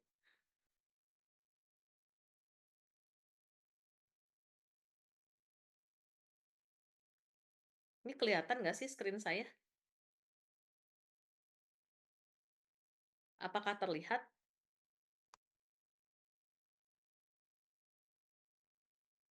Kelihatan, Bu. Terlihat nggak? Kelihatan. Oke. Sorry, ini kenapa error ya? Bentar ya.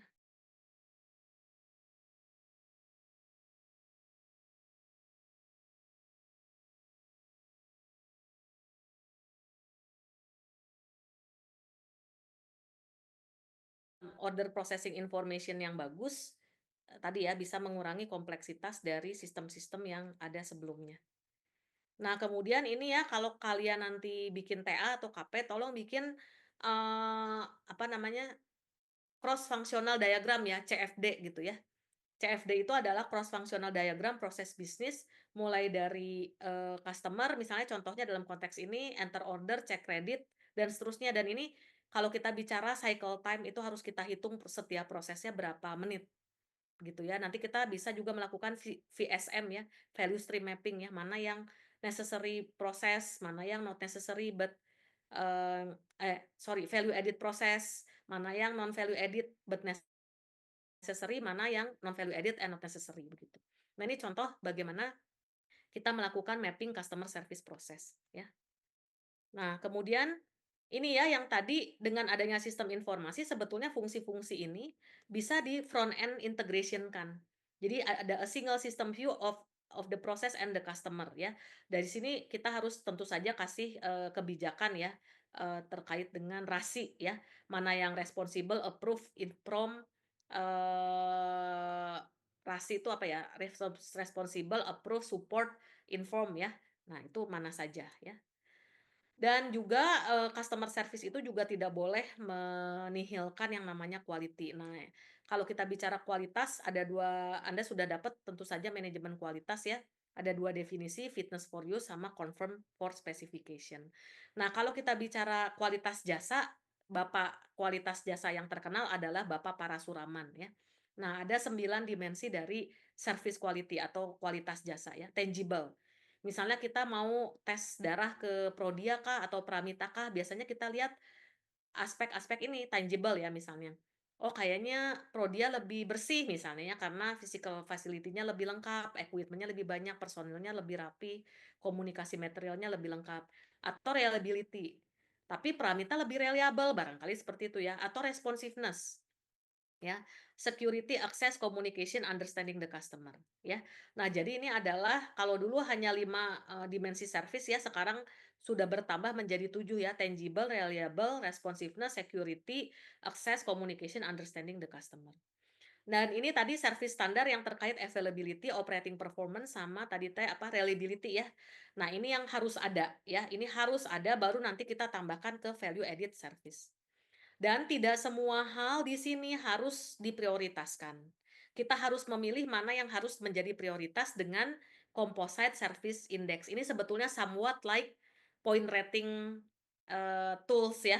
Jadi kita harus lihat mana indikator-indikator service baik pre-transaction, transaction maupun post-transaction, atau mau di service standar ini di antara sekian belas service standar ini mana yang dari sisi importance of customer itu penting, tetapi dari performance-nya jelek. Nah, itu yang justru harus ditingkatkan.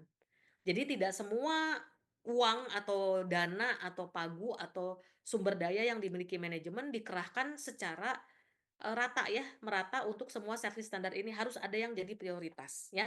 Jadi harus tergantung dari important weights, carry performance weights ya. Nah, dan sekali lagi yang terakhir, kalau Anda lihat cabang di materi awal yang terakhir, philosophies of management dari customer service itu harus fokus on customer. Customer needs are more basic than product or service. Masih ingat yang di tengah-tengah itu need ya, itu yang penting harus dipenuhi, jangan sampai botolnya wow dari berlian tapi nggak ada isi airnya juga percuma ya, air minum dalam kemasan. Jadi customer needs itu penting dan customer needs itu harus diterjemahkan ke dalam produk yang dilingkupi oleh service ya, yang memberikan nilai terhadap core produk ya. Nah, product and service becomes meaningful only when it's available and positioned from the customer perspective at the time and place required ya. Jadi jangan sampai nawarin jas hujan pada saat musim panas begitu ya. Mau jas hujannya sekeren apapun pasti nggak laku kecuali dia diskonnya sampai 90% gitu ya. Tapi intinya adalah produk dan service itu harus diletakkan pada waktu dan tempat yang tepat begitu. Dan volume is secondary to profit. Jadi begitu kita bisa memenuhi customer service ini otomatis penjualan kita juga akan meningkat dan pada akhirnya akan meningkatkan produktivitas tadi ya dengan reduce unit cost dulu, tambah better service, maka kita bisa increase competitiveness. Tentu saja profit kita juga akan meningkat ya. Nah, ini ya tadi core produk itu yang paling penting ini need dulu dipenuhi, harus surround by service yang from the perspective of customer ya. Nah, dari situ kita menggunakan composite service index tadi ya. Mana sih key component of customer service yang perlu kita prioritaskan apalagi kalau manajemen itu punya keterbatasan dana. Dari situ kita establish relative importance of service component, identify cluster of customer. Nah, ini yang paling penting ya, bagaimana kita menentukan customer service priority. Jadi kalau produk yang volume penjualannya rendah dan profit contribution-nya rendah, mungkin produk itu harus direview apakah dia tetap diproduksi atau sebaiknya produk phase out aja, ya. Kalau produk yang profit contribution-nya tinggi dan volume penjualannya juga tinggi, maka harus provide high availability. Basic service availability-nya harus tinggi dalam hal availability, ya. Contohnya kalau produk-produk Unilever P&G ternyata produk-produk yang menghasilkan total keuntungan yang besar tuh produk sabun, shampoo gitu ya, untuk, rinso dan seterusnya ya. Nah, kalau itu harus provide high availability, makanya di supermarket produk-produk itu selalu berlimpah. Meskipun harganya murah tapi profit contribution-nya tinggi dan volume penjualannya juga tinggi. Nah, kalau untuk produk-produk yang volume penjualannya tinggi tapi profit contribution-nya rendah, kita harus seek cost production melalui reduce unit cost. Contohnya kalau produk Unilever tuh es krim Walls ya. Es krim Walls itu setahu saya dulu teman saya pernah kerja di sana cerita ya. Jadi susunya tuh benar-benar yang full cream ya. Jadi COGM-nya cost of good manufacture-nya juga udah tinggi. Sementara es krim nggak boleh terlalu mahal. Nah, jadi barangkali bisa diefisiensikan dalam hal cost product reduction tapi dalam an acceptable level of customer service. Ya. Dan yang terakhir kalau produk-produk yang profit contribution-nya tinggi tapi volume penjualannya rendah harus just in time delivery. Contohnya kalau kita beli Lamborghini ya, nggak boleh indennya 3 tahun kayak Toyota Innova begitu ya karena Lamborghini itu profit contribution terhadap perusahaannya itu sangat tinggi ya, berpuluh-puluh kali lipat profit contribution satu unit ordinary car kayaknya begitu. Jadi harus just in time delivery gitu ya. Nah, yang terakhir ini priority ya, nanti kita bisa lihat intinya adalah tadi pakai customer service index ya. Nah, sehingga tadi ya ada basic service, availability, operational performance, dan reliability, ada zero defect service, ada value added service. Ya. Nah, itu ada pertanyaan nggak? Nah, nanti tolong dibaca ya, dan ada video ajarnya kalau nggak salah. Ya. Nah, lalu saya ingin menambahkan, sebentar ya. Ada tambahan tentang customer service and demand planning. Sebentar, mana ya? Nah, jadi nanti kalian tanggal 11 akan membahas ini dengan para asisten. Mana sih? Sebentar ya. Customer service and demand planning. Nanti kalian akan belajar tentang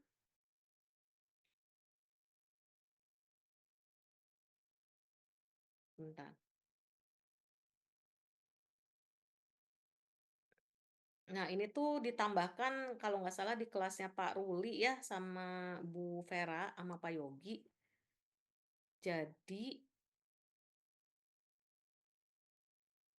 aduh sorry ya, saya ini agak error nih sebentar.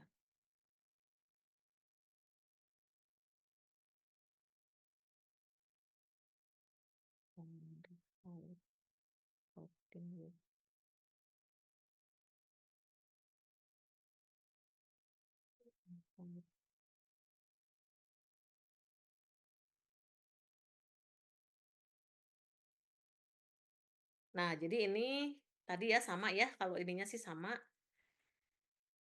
Nah, ada tambahan terkait dengan demand forecast ya. Jadi sebenarnya kalian harusnya sudah dapat di PPST 1 ya. Jadi kita bicara soal forecasting ya. Jadi forecasting itu salah satu cara atau metode pengambilan keputusan untuk mengurangi ketidakpastian di masa depan ya. dan ini menggunakan historical data dan tentu saja pengetahuan berdasarkan pengalaman masa lalu, apa yang kira-kira akan terjadi di masa depan ya. Nah ini demand forecasting itu salah satu teknik untuk mengestimasi demand yang mungkin terjadi dalam suatu produk atau service di masa depan, begitu ya. Dan ini bisa menggunakan data masa lalu atau kita di-combine dengan present market conditions gitu ya. Jadi analisisnya bisa menggunakan data historik atau kita menggunakan present market condition ya. Nah, demand forecasting itu akan sangat bermanfaat untuk production planning, inventory planning, budget preparation, management decision making. Sehingga tadi ya, forecasting demand itu karena bermanfaat untuk ini bisa kita kategorikan menjadi short term forecast ya. Ini untuk melakukan jadwal induk produksi dan seterusnya, termasuk bagaimana kita mengalokasikan shift pegawai, melakukan arrangement transportasi ya, kemudian target penjualan jangka pendeknya seperti apa. Nah, itu kegunaan dalam forecast short term. Untuk medium term itu kita akan masuk ke dalam demand forecasting itu akan bermanfaat untuk prediksi perencanaan pengadaan material, kemudian rekrutmen personal ya, tidak hanya sekedar alokasi shift personal, tapi juga rekrutasi dari personal. Kemudian kalau di ekonomi teknik ada replacement analysis ya. Ternyata replacement analysis tidak hanya dari cash flow, tetapi juga terkait dengan demand forecast. Nah, kalau long term forecast itu biasanya digunakan untuk strategic planning. Apakah kita harus memperluas market atau memperluas pabrik saja atau mengembangkan produk, tidak memperluas market tapi mengembangkan produk, atau cukup memperluas market tanpa mengembangkan produk ya dan seterusnya. Ya, intinya seperti itu. Nanti itu dicocokkan dengan internal resource ya. Nah, kemudian forecasting itu pasti namanya juga forecast, pasti selalu salah. Tapi kita mencari the best of the worst case gitu ya. The best of the worst ya.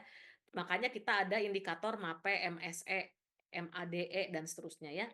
Nah, tentu saja karena forecast itu sih pasti ada error, pasti salah, kita sebaiknya menghindari forecast jangka panjang karena pasti errornya semakin tinggi ya. Nah, kemudian biasanya forecast itu untuk 1 tahun ke depan. Kalau untuk 5 tahun ke depan itu errornya terlalu tinggi gitu ya, kira-kira seperti itu. Dan kenapa kita harus melakukan proses agregasi dalam melakukan forecast, karena biasanya lebih mempermudah proses forecast. Setelah diagregasi produknya, baru kita disagregasi lagi ketika kita sudah memperoleh hasil forecast-nya ya. Nah, kemudian ini nanti Anda bisa lihat ya, ada beberapa type of demand forecast, nanti Anda bisa baca. Kemudian ini ada bicara soal business understanding, ini proses forecasting merupakan bagian dari proses bisnis yang diperlukan ya. Kemudian kita harus perlu punya data yang cukup, dimodelkan, divalidasi, kemudian diaplikasikan ya model yang sudah valid. Bagaimana memvalidasi metode forecast? Biasanya kita terapkan atau kita uji cobakan semua metode forecast ke data masa lalu terhadap gimana ya? Maksudnya gini, misalnya kita mau tahu nih untuk tahun 2026 metode forecast apa sih yang sesuai, kita kan sudah punya data tahun 2024 ya, sales data. Nah, coba kita tahun 2024 kita forecast lewat data 2022, 2023 dan 2021. Nah, dari situ mana yang errornya yang paling kecil dibandingkan terhadap real dari sales tahun 2024. Nah, metode itu yang kita pilih untuk kita memforecast tahun 2026, misalnya seperti itu, ya. Nah, teknisnya ada kuantitatif dan kualitatif. Biasanya kita pakai yang kuantitatif ya, yang Anda belajar di PPST ya. Nah, ada yang time series, exponential smoothing, regressions, ada Holt methods dan seterusnya. Nah, intinya adalah ya, kalau kita pakai teknik kualitatif maupun kuantitatif, itu tergantung dari ketersediaan data ya. Nah, kemudian bagaimana kita memvalidasi metode forecast bisa pakai indikator ini, tapi yang paling biasa dipakai biasanya yang MSE ya, MSE begitu. Nah, kalau MAE itu easy but non efficient, apalagi kalau data penjualannya ada yang ekstrim. Kalau yang MAPE easy tapi juga nggak efisien ya, sama untuk kondisi extreme values. Mean square error itu biasanya sangat useful. Nah, biasanya RMSE juga lebih lebih reliable ya dibandingkan MAE atau MAPE ya. Nah, kemudian kita masuk ke yang kuantitatif time series ya. Time series Anda sudah belajar. Sekali lagi untuk mengaplikasikan forecast time series harus di awal Anda harus plot pola data awalnya. Apakah tren? Anda bisa baca tren itu seperti apa. Biasanya ada tren itu ada gradual upward or downward ya, movement of the data over time. Nggak harus linear, ingat kata kuncinya ya. Tetapi ada tren terhadap changing direction-nya, bisa naik, bisa turun. Nah, dan secara persisten itu pergerakan tersebut terjadi sepanjang waktu. Itu tren, ya. Kalau seasonality itu ada periodic patterns di sini, ya. Dan ini akan berulang setiap periode tertentu, apakah setiap 3 bulan, setiap 3 minggu, atau setiap triwulan, ya. Dan ini periodic regular, ya, fluctuation, dan ada fluktuasi within 12 dalam 1 tahun. Kalau cycle, ya, itu biasanya ada data yang naik dan turun, ya, tetapi frekuensinya tidak tetap begitu ya, kira-kira seperti itu. Tapi selama beberapa tahun ada data yang naik dan turun. Jadi repeating swings or movement over more than 1 year. Jadi ada beberapa tahun yang data itu kalau ini kan dalam 1 tahun ya, trend dan seasonality itu biasanya dalam 1 atau 2 tahun. Nah kalau cycle itu biasanya dalam beberapa tahun. Nah ini kelihatan dari 2010 sampai 2026 ada cycle data dari 950 sampai 1970 juga ada cycle data. Nah, kalau ini irregular ya. Jadi irregular ini biasanya blips ya in the data caused by chance and unusual situations. Ya, seperti ini. Nah, kemudian Anda lihat di sini ini random pasti ya, ini linear increasing, ini curvilinear trend atau quadratic exponential, ini seasonal. Pattern plus linear growth. Jadi selain seasonal dia juga linear growth ya. Ini contoh komponen of time series data. Nah, kemudian Anda bisa lihat ini ada data yang dia punya banyak tipe tren ya. Ada tren komponen, ini linear tren komponennya. Ini adalah actual demand line, kemudian ini adalah average demand over 4 years. Ini ada random variation dan ada seasonal peaks. Ya, seperti ini ya. Nah, ini contoh components of time series data nanti Anda bisa tutorial ya. Ini contoh yang mana begitu. Ya. Dan ini ada yang contoh apa namanya terjadi seasonal begitu ya, trend dan seasonal begitu ya. Ada market drops juga, kadang peak dalam bertahun-tahun eh, eh, pemetaan data ya. Nah nanti kalian coba lihat ya kalau ini bagi datanya apa, ini trend gitu ya. Kemudian ini irregularity karena ini trend juga, seasonality trend dan seterusnya nanti tolong di tutorialkan ya. Nah, ini nanti contohnya bagaimana kita melihat ada data yang seasonality, seasonality, atau non-stationer. Jadi kalau di sini stasioner karena ini ya, ada mean of variance yang sama begitu. Ini juga ya, kira-kira ini stasioner. Kalau non-stationer ini variansinya berbeda ya antara satu waktu dengan waktu lainnya. Meskipun trennya mirip gitu ya. Nah, ini stationary mean tapi non-stationary variance. Kalau ini non-stationary mean, stationary variance ya. Ini dua-duanya baik mean maupun variance itu stationer ya. Nah, ini contohnya. Nah, kemudian ada yang ADF test, kemudian ada KPSS test dan seterusnya. Autokorelasi, hati-hati kalau kita bicara data yang saling autokorelasi ya, dan terakhir ada white noise juga ya, dan intinya adalah ini bagaimana kita menggunakan forecasting method. Sebelum kita bisa aja sih istilahnya trial and error ya, cobain aja semua apa namanya forecasting method, mana error yang paling kecil itu yang terpilih, tapi itu terlalu capek ya. Sebelum kita menerapkan metode mana yang kita terapkan dalam forecasting, kita harus lihat kalau data patternnya stationary, yang cocok ini moving average, naif, simple exponential smoothing, adaptive response exponential smoothing. Tapi begitu linear trend harus pakai hold atau kalau tren dan stasioner maka harus pakai winters ya. Kalau tren saja berarti pakai regression. Kalau kausal juga pakai regression. Tergantung linear atau non linear ya. Kemudian seterusnya ya. Dan di sini juga ada forecast horizonnya yang tadi ya, apakah tujuannya jangka pendek, jangka panjang, atau jangka pendek, menengah dan panjang, atau very short. Nah, ini kalau moving average biasanya forecast horizonnya very short. Number of historical atau of recent datanya 1 sampai 2 tahun. Nah, kira-kira seperti ini ya. Ini example of selecting appropriate forecast method.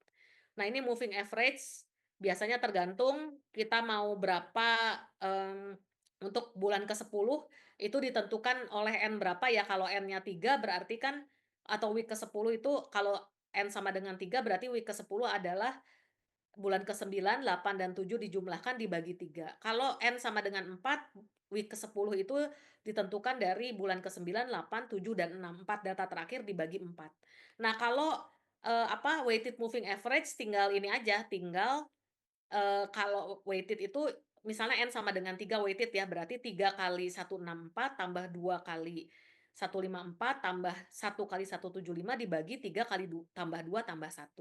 Gitu ya kira-kira ya. Karena intinya kalau weighted moving average semakin dekat dengan periode yang diramalkan, bobotnya semakin tinggi karena dia semakin menggambarkan forecast yang terdekat dengan dia. Kira-kira begitu ya. Kemudian ada exponential smoothing, ada simple, Holtz linear, sama Holtz winter ya. Nah, ini simple exponential smoothing nanti kalian bisa coba ya bagaimana hasil di bulan ke-10 kalau pakai week ke-10 maaf kalau pakai simple exponential smoothing ya. Ada Holtz winter, additive method ya, kemudian ada residual. Nah, yang kedua kita bisa menggunakan metode forecast itu dengan pendekatan causal model. Ini pakai input output proses ya, tergantung economic condition, competition, customer trend. Ini banyak eksternal faktornya kalau kita pakai causal model. Ya, ini biasanya pakai linear regression ya. Faktor apa, seberapa misalnya kita punya data ya penjualan di 20 bulan terakhir itu dikaitkan dengan data kompetitor, harga kompetitor selama 20 bulan, biaya advertising yang dikeluarkan selama 20 bulan, dan harga jual selama 20 bulan. Nah, kita pengen melihat kausal forecast ya dari demand ke depan berdasarkan faktor-faktor yang mempengaruhi apakah price, advertising, dan kompetitor. Kita tentu saja lakukan dulu linear regression berapa bobot setiap faktor terhadap penjualan ya. Dari situ kita menggunakan linear regression. Nah, itu dulu kali ya, nggak sempat semua. Ayo direview. Ada pertanyaan nggak? Apakah ada pertanyaan? Nanti ini tolong tutorial ya hari tanggal 11 ya, gitu. Nah, ujian saya nggak tahu kapan, kan ini kelas paralel. Koordinatornya Pak Ruli. Nah, nanti saya harus koordinasi sama Pak Ruli, Pak Icak, Pak Yogi, Bu Vera. Gitu, nanti dikabarin lagi. Jadi mohon sabar menunggu kapan ujiannya, gitu. Materinya selain tadi customer service demand forecasting, ada 2 lagi, yaitu sebentar. Wait ya, mohon bersabar. Ada 3 lagi, maaf. 3 lagi saya review cepat ya, sebentar ya. Ada 4 lagi, Deng. Ada MRP, DRP, logistic planning ya. Ya, ini ada MRP, DRP yang materi lainnya untuk UTS ya. Ini teh kontrol panelnya teh, sebentar. Nah, ini ada MRP, DRP. Ya, MRP, DRP masih ingat sebelum ada beberapa kita masuk ke MRP, DRP itu bagian dari just in time ya atau full system method ya. Nah, MRP, DRP itu MRP mah sebetulnya kan kelanjutan dari MPS ya, Master Production System, tapi kemudian di-combine dengan DRP. Kalau MRP itu netting, loading, offsetting, dan exploding. Kalau DRP netting, loading, offsetting, dan merging ya. Nah, harusnya idealnya dari DRP masuk ke MRP, kira-kira begitu. Kemudian kita kemarin sudah belajar ya yang inventory, deterministic, statis, dan juga probability inventory probabilistik yang sederhana untuk model sederhana P dan Q ya. Nah, kemudian kita jadi sudah belajar yang tradisional yang statistical inventory control yang minggu lalu ya sebelum lebaran. Kemudian MRP, DRP itu sebetulnya bagian dari JIT ya. Nah, kemudian Anda lihat MRP, DRP itu khususnya cocok untuk satu produk yang terdiri atas beberapa komponen yang saling bergantung ya, seperti itu ya. Nah, kemudian tadi ya mekanismenya ada netting, loading, offsetting, exploding ya kalau MRP. Inputnya tentu saja jadwal induk produksi, struktur produk, dan status inventory. Ya, dari situ kita explode sampai komponen yang paling bawah levelnya, begitu. Dari situ kita melakukan proses netting, loading, exploding ya. Nah, kemudian dari situ kita melakukan ada juga penerapan MRP di DRP ya, di mana DRP itu justru dilihat dari permintaan konsumen, struktur saluran distribusi, status inventory, prosesnya netting, loading, offsetting, dan merging ya. Nah, idealnya itu dari kalau kita mau pakai full system ya dari DRP kita masukkan ke MRP begitu ya, seperti itu. Nah, ini materi yang lainnya. Kemudian materi selanjutnya itu adalah kita juga sudah membahas tentang konsep of inventory planning ya, yang sistem 1 sampul, 2 sampul, 1 tahap, 2 tahap, kemudian bicara tentang siklus konsep pengadaan. Sebentar saya cari dulu filenya, bentar ya. Ini saya close-kan dulu. Close.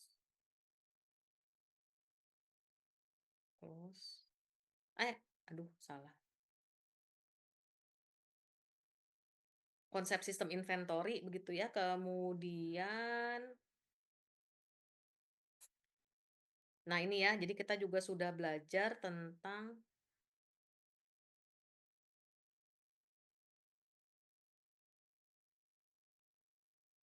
ini mah yang tadi ya, maaf.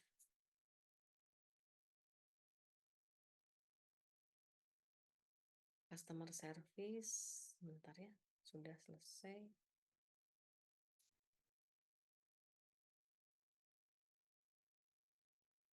Ada 3 materi lagi ya, jadi ini saya akan share screen sebentar.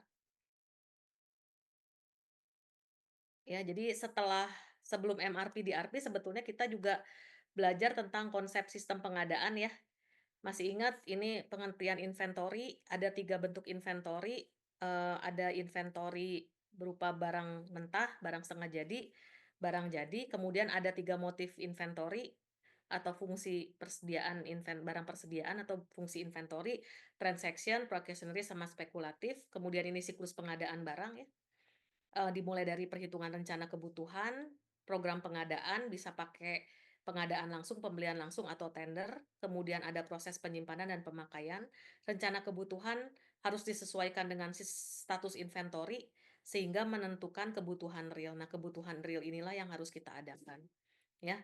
Nah, dari situ melakukan rencana pengadaan, dan dengan mengadakan pengadaan itu sebetulnya kita melakukan outsourcing dengan melakukan specialization ya.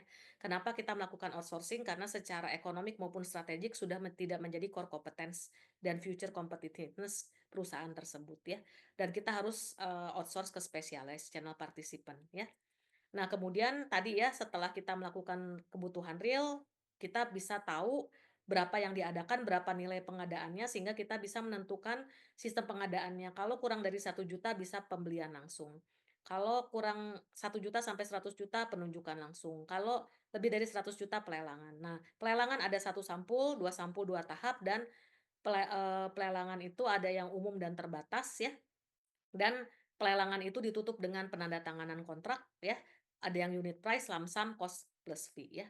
Nah, kemudian setelah kontrak ditandatangani, ini baru vendor boleh mengirimkan barang. Ini detailnya melibatkan 3 pihak, user yang sudah memberikan spesifikasi, kemudian orang gudang dan orang pengadaan. Ya, dari situ disimpan barangnya, dikeluarkan barangnya ya. Kemudian masalah inventory, baik motif transaksional maupun precautionary, ada 2, kualitatif dan kuantitatif. Kita banyak belajar yang kuantitatif ya. Nah, ini yang SIC ya. SIC itu tergantung dari standar deviasi permintaan, ada deterministik dan probabilistik ya. Kalau tadi permintaannya seperti yang satu ya, Senin sampai Jumat 100 semua, maka standar deviasinya 0, maka deterministik. Kalau tidak sama dengan 0, harus dilakukan langkah kedua dengan uji distribusi ya. Kalau deterministik cukup menentukan operating stock, kalau probabilistik itu kalau ada standar deviasi dan bisa didekati dengan pola distribusi tertentu, maka menggunakan inventory probabilistik yang kita bahas terakhir ya. Nah, kriteria kinerjanya harus melibatkan 3 pihak, user, manajemen, dan owner. Dan tingkat pelayanan yang kita anut adalah availability ya, tadi bagian juga dari basic service ya. Nah, ongkos persediaan kalau yang deterministik cuman ongkos pesan, beli, dan simpan, kalau ongkos probabilistik ditambah dengan ongkos kekurangan, karena tadi ya nggak mungkin service level probabilistik itu 100%. Nah, nanti otomatis kalau modal untuk persediaan atau biaya inventorinya kecil, otomatis inventory turnover bagi pemodalnya menjadi tinggi ya. Dan ada 3 pendekatan SIC, apa namanya, tradisional atau SIC, MRP, dan GIT. Nah, ini yang kemarin kita kita bahas ya. Jadi kalau ini kita masuk inventory probabilistik, lihat di sini ada standar deviasi. Kemudian di sini kita melihat suatu yang sistemnya deterministik menjadi probabilistik karena diganggu oleh 3 ketidakpastian yang berasal dari 3 sumber, dari sisi user standar deviasi permintaan, supplier lead time, manajemen tingkat pelayanan. Maka dampak dari ketidakpastian adalah perlu inventory pengaman dalam konteks safety stock ya. Safety stock itu adalah set alpha S akar L. Ini safety stock untuk distribusi normal. Nah, safety stock itu adalah untuk mengakomodasi demand selama lead time-nya, sehingga karena that probabilistik maka probabilitas terjadinya kekurangan sebesar alfa. Ekspektasi jumlah kekurangan adalah luas di bawah alfa ya. Dan ini lihat ya, kalau ini tingkat pelayanannya sudah ditentukan oleh manajemen di awal. Tapi yang benar yang seharusnya dilakukan adalah tingkat pelayanan itu dioptimasi bersamaan dengan minimasi total cost. Nah, ini kalau sudah ditentukan tingkat pelayanannya, merefer ke tabel ini ya. Set alpha S akar L untuk safety stocknya. Jadi sepanjang bulan harus disediakan safety stock sebesar 206 unit ya. Nah, tingkat pelayanan itu kan availability ya. Availability itu adalah jumlah permintaan yang dapat dipenuhi selama lead time.